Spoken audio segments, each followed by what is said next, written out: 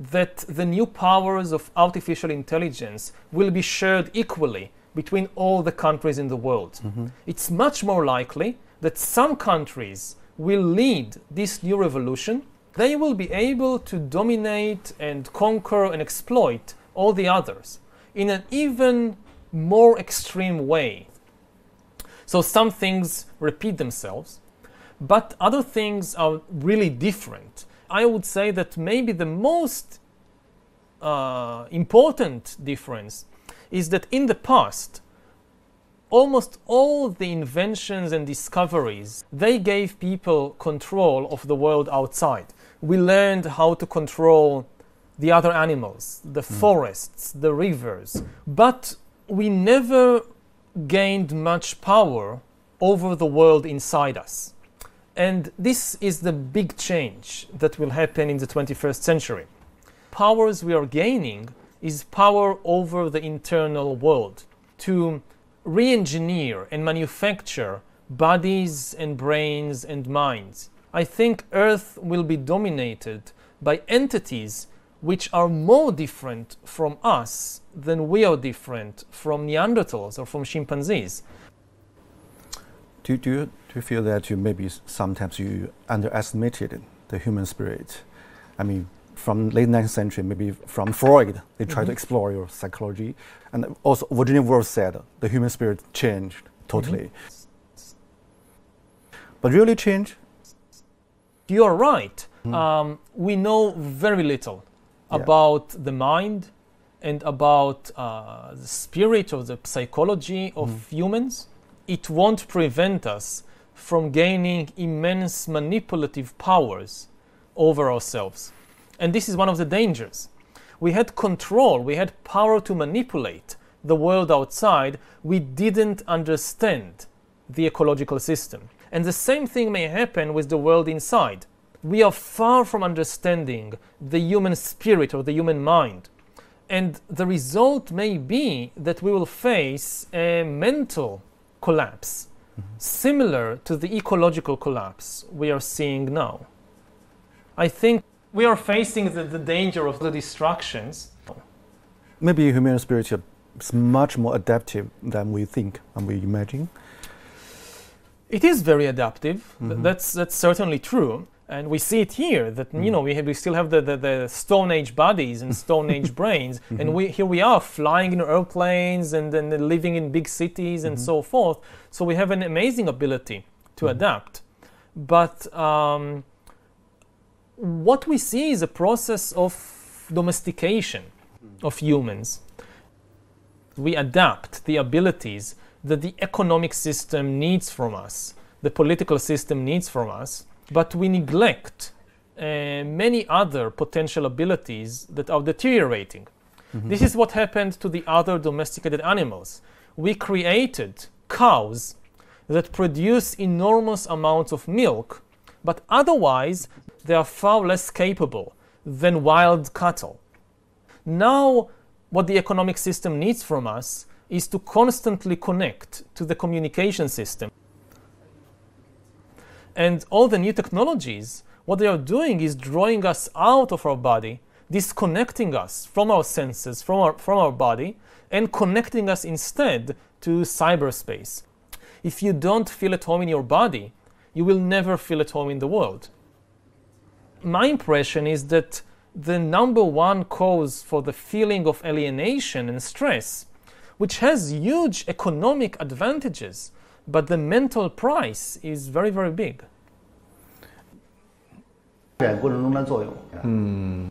他的观点不就是说，进入工业社会之后，宗教这个故事已经讲不下去了，才出现了人文主义嘛，对吧？在未来讲是说，人文主义也讲不下去了，也就是人类需要新的故事来把自己的存在说圆了嘛。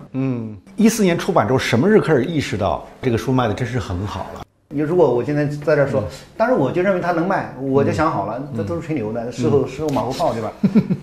一开始推他的人并不是说历史学界的人，一开始推他的人，您猜都猜不到，是创投圈。我这个好像印象里，创投圈的广泛推荐，几乎就是无人不谈嘛。所以其实一本历史书被那么多的能赚钱的人或者正在赚大钱的人推荐，那么不挣钱的人、挣小钱的人肯定得趋之若鹜啊，说这里面一定藏着什么秘密呢？那实际上什么意思呢？我觉得这个赫拉利的《人类简史》通过一些似是而非的线索，用这个故事来强调了人类的协作能力，虚构能力，共同想象力是这个人类统治这个星球的一个基本的一个大逻辑嘛。他谈的这个事儿，在过去企业界就一直有这个东西，在企业内部应该被叫做为企业文化和愿景，对吧？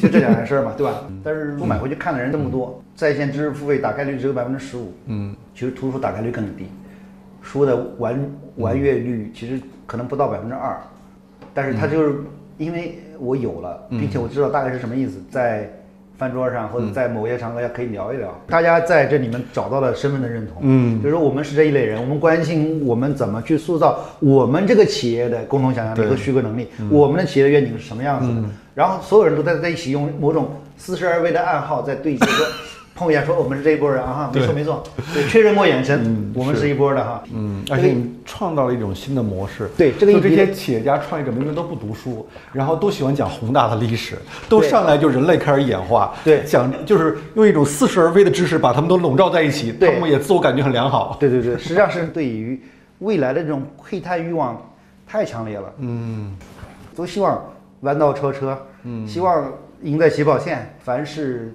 预则立，不预则破啊，就是大概这意思。我再给您回溯一下啊，它不仅仅是这本书上表现出来中国人对于未来学的热情，从上个世纪80年代这个70年代吧，莱兹比特的大趋势就比美国卖得好，然后尼格罗庞蒂的这个数字化生存，然后到 KK 的失控，哪一本书都是啊。因为突然在一本书里面挤下了他认为的所有的知识，寻找一个单一结果、单一答案的方式。对于赫拉利的这种热捧，其实都是这种力量在驱使，他就有点求神问佛的那个意思。就是我告诉你是什么，这是你的答案，他不强调批判性的思维。对，批判性的思维是不够的。我突然想起他是为什么让我不舒服？他某种意义上看起来很庞杂，但他其实提供了一套有点封闭的历史观的。对，它不是因为历史本身是开放的嘛？因为我相信历史是开放性。对。但是开放性对于很多人来讲是太难以接受了，这个事情太麻烦了。对，一个封闭性的线对它是很重要的，对很多人。用赫拉利的观点来说，我比较认同的就是，技术的高速发展，它解决了很多就所谓的那个无用之人的基本需求。也就是就像那个超级玩家嘛。对，就可以沉迷在那个世界里面。在那个世界里面，对，它满足了一大部分的需求。在你的世界里面可以定义，你可以玩各种游戏，然后你在里面你说了算。其实现在已经差不多发生了。对，它已经发生了，在那个巨大的这个技术推动的这个浪潮下，那一批人就变成了无用之人。他只是负责消费的，他也不创造，而且超级人变得更强了。然后技术的赋权和赋能让那些人变得更强。赫拉利这个事情，这种暗合是契合了他这种东西。倘若你对于未来学的谱系有所了解，你会发现奈斯比特的所有预言之前都有人做出阐述，但奈斯比特的判断更绝对，语言更通俗。他知道如何将杂乱无章的信息拼接在一起，创造一些朗朗上口的新词汇，然后用动情的不容置疑的口吻大声讲出来。他传递的不是思想，而是概念。他不鼓励你展开独立思考，而是要让你有原来如此的顿悟。As a historian, most of the insights you gain by looking at how things changed in the past. But then once you understand the mechanism of change, you can use this understanding to try and say something about the future. How do you evaluate your own visionary capability? I hope they are good. I think history is really the study of change. Historians, their speciality is to study how things change in the world. I mean, it's so funny or very paradoxical. You're trained as a historian, but people ask you like you are a prophet about future. So how do you think about it? Now, of course, and I try to clarify it, but people don't always want to listen. I try to clarify it that I'm not a prophet. I'm not making predictions. Nobody knows what the world would be like in 30 or 50 years. It's impossible. Now, many people read your books because they want to survive in the future. Yes. It's become a new social Darwinism. So how do you react to I mean, they are reading.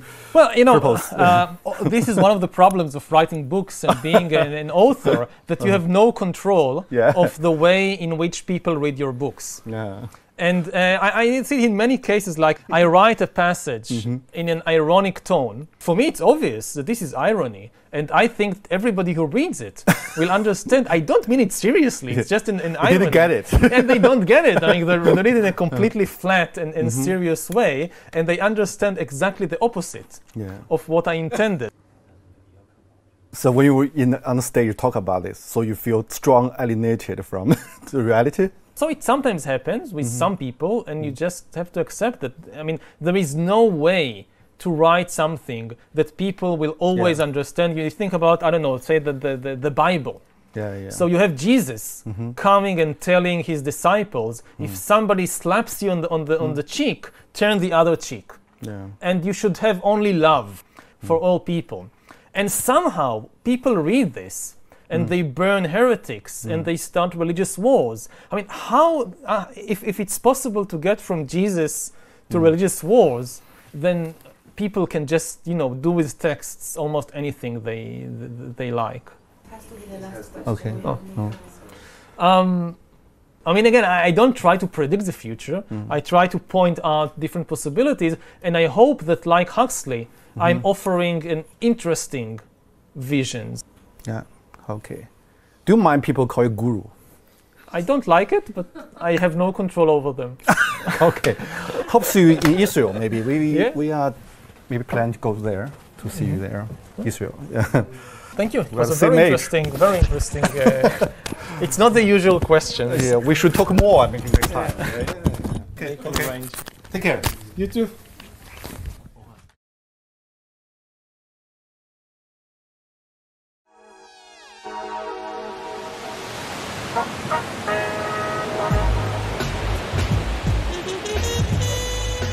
比起所受的中世纪历史训练，赫拉利更像一个将前沿科技与宗教预言相结合的现代古儒。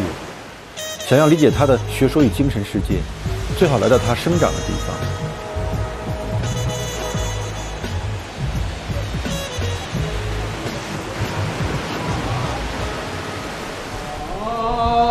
爱你中国，我爱你中国。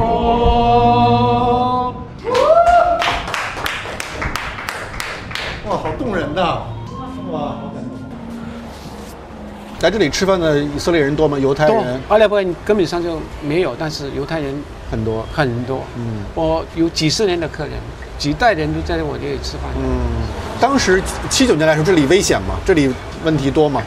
以色列一直都有问题。到今天为止，昨天为止都有问题。这个阿拉伯世界的冲突，几次以色列的战争我都在这里。1982年就是打黎巴嫩。打黎巴嫩，对。那个时候打黎巴嫩的时候，很多人，美国来的，其他国家来的犹太人，他们在街上里被挡，然后就有车子把他们送走，送到前线去。我问他们我自己愿意来的。这边也有自杀性爆炸嘛？很多，这个我亲眼看到的。在哪里？什么样子？这里39号。39号。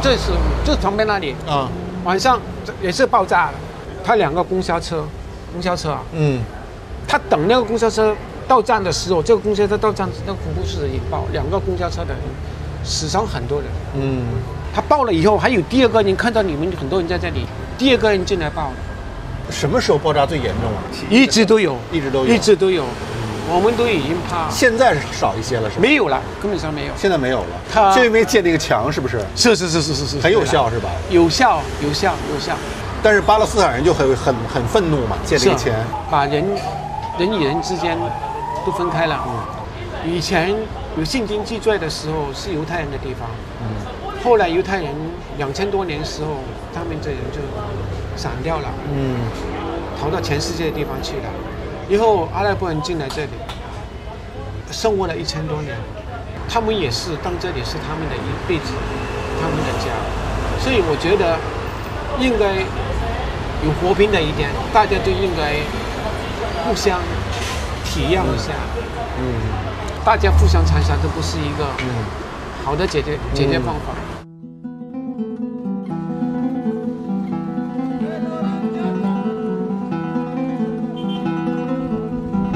哇，这么高这墙，比那个柏林墙高多了。对啊，高太多了，这得有什么8米、10米高。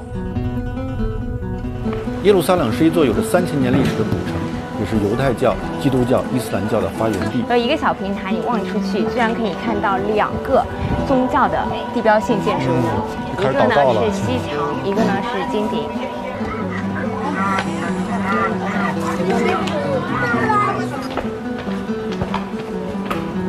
与耶路撒冷相距1小时车程的特拉维夫，却是一座引领世界科技的现代都市。我相约赫拉利在这儿再次见面，我很好奇，如此复杂的环境对他的影响是什么。Hi, see you again. Hello. Hi, see you again. See you again. Hey, how are you? Hi, Nice nice to meet you. So where to go? We need the car. Yeah, we are ready. Yeah. Yeah. Please. You know, I just traveled from Jerusalem, the old city. You see the different culture, different religion, and I mean, very mixed culture, and lots of burden from history. Is there a kind of Israeli mentality? Could you describe it? As a tourist, maybe you go there. Oh, it's very interesting. Or you see all the old places. All this is where Jesus was, and so forth. But you live there. The amount of hatred in that place. It's like a nuclear reactor of hatred. You know, religion can be a wonderful thing, but when you live in Jerusalem, you realize that it can be a terrible thing. Yeah. How much hatred and anger. Ideally, a temple or a religious place is a place where you go in order to experience peace and harmony. If you go to a temple and you experience hatred and anger, then this is a dysfunctional temple. It's not working, you know. It's like going to a hospital and getting back even more sick. So Jerusalem for me is a dysfunctional temple.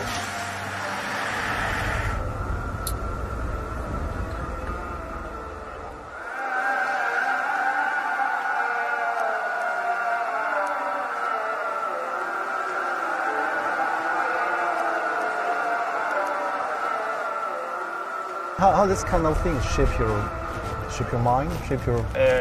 The influence on me of if this is what you ask, it obviously has an impact. I mean, if you live in a place like Silicon Valley, maybe you can have this kind of utopian vision of a world governed by science and by rationality and things like that.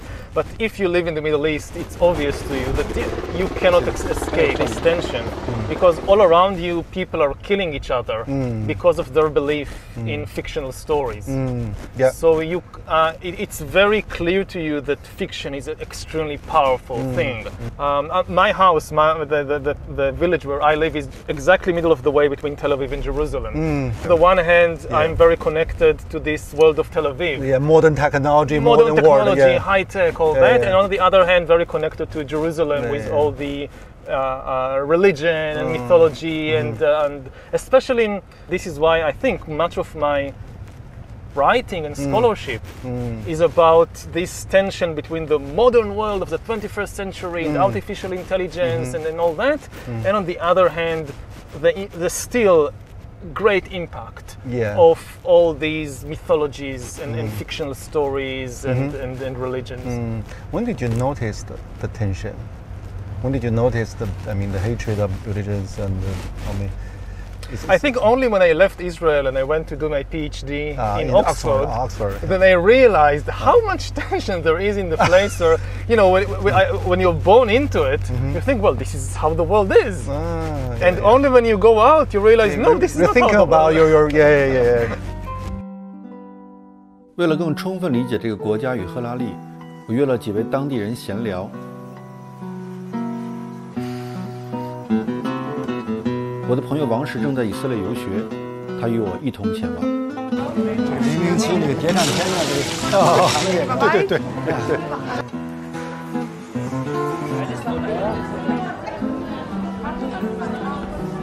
第一位是阿拉伯律师。Nice to meet you. How do you think about the Jewish people? I mean, the Jewish come back, take the city, they become the new authority. Is understanding or for you not? For me, I don't have a problem with the religion about the Jews.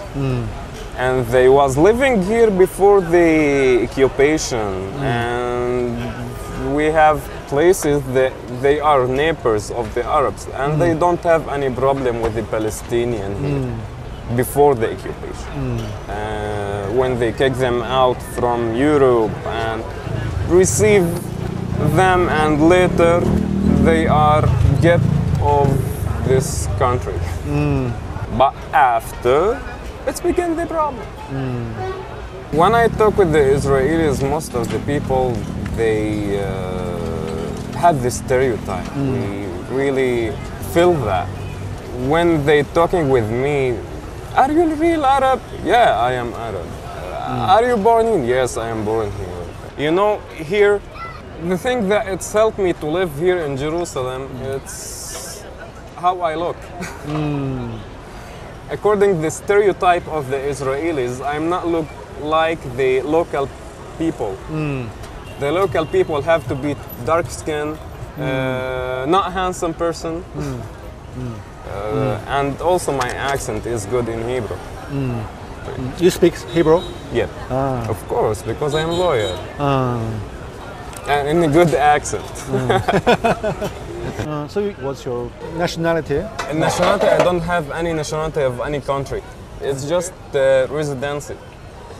If I pass something, if I travel more than 3 or 7 years out of Israel, so they can get the ID, my ID. It's mean they can kick me out anytime. Like that we live. Do you have any solution? I mean, actually, I don't see any solution. I am born here and I love this country. I will not pass to anywhere.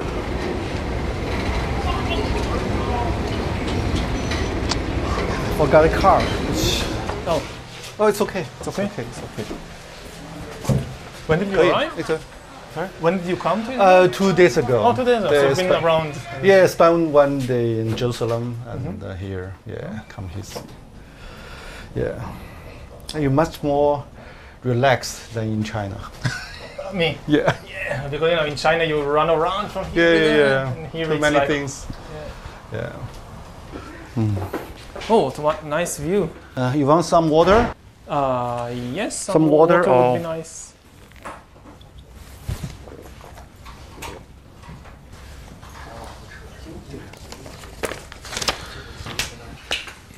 Tell me more about your self-searching in Oxford, your life, your thinking, your mentality, how the change happened. Yeah.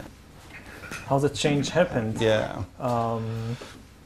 Well, I went to Oxford to do my PhD on military history. I was always very interested in the big questions of life. Yeah. What are we doing here, and what is the meaning of life, and what is the source of suffering in the world, and things like that. But I got the impression that you couldn't really engage with these questions in the academic world. The academic world is kind of pushing you to focus on more and more narrow and specialized questions. On a parallel track, I'm personally very engaged and interested in these big philosophical questions. Big tension for you. Yeah. When I got my tenure at the university, I felt that, okay, now I'm kind of secure. Now they can't do anything to me. Some terrible crime, like you murder the dean or something, they can't touch you. Yeah. So I try and reconnect the two tracks with these big questions about humanity and about life. I guess it was luck had something to do with it, but it was very successful. In the 20th century, there are some historians also ask big questions like Arnold Toynbee, H.G. Wells. How this kind of tradition shaped you? Influenced me. Yeah. Well, the biggest influence on me, I think, was from Jared Diamond. Jared Diamond. He was a specialist in birds. Yeah. Yeah. He was the one who came and kind of showed the historians, look, you can do these things to, like, looking at humans from a bird's eye view. From bird to bird view. Yeah. So, if comparing Jerry Diamond, what's your advantage and disadvantage of your books?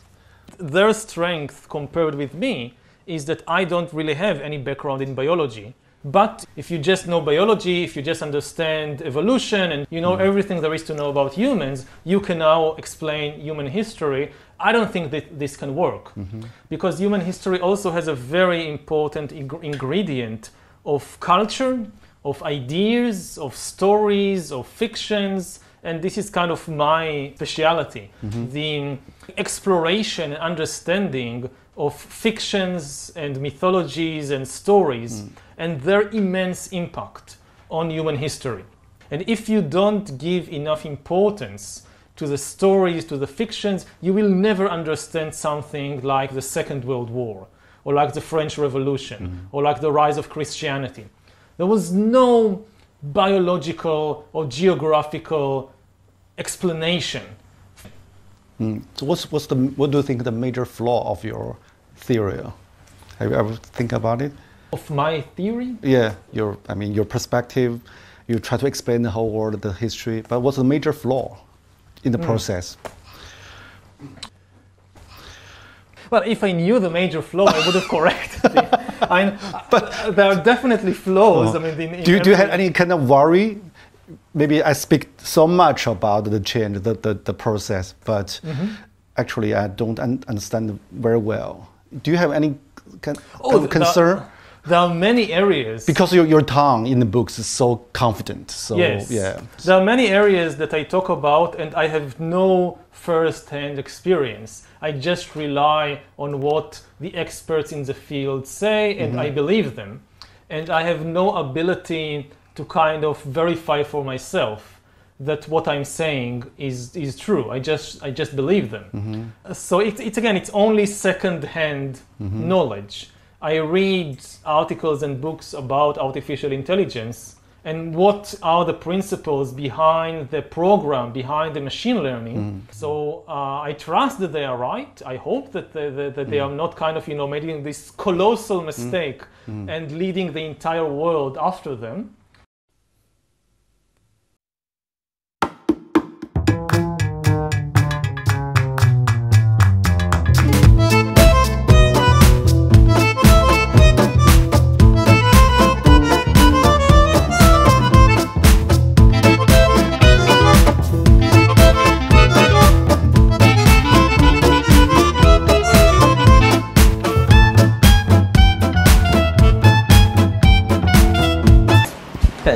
Welcome.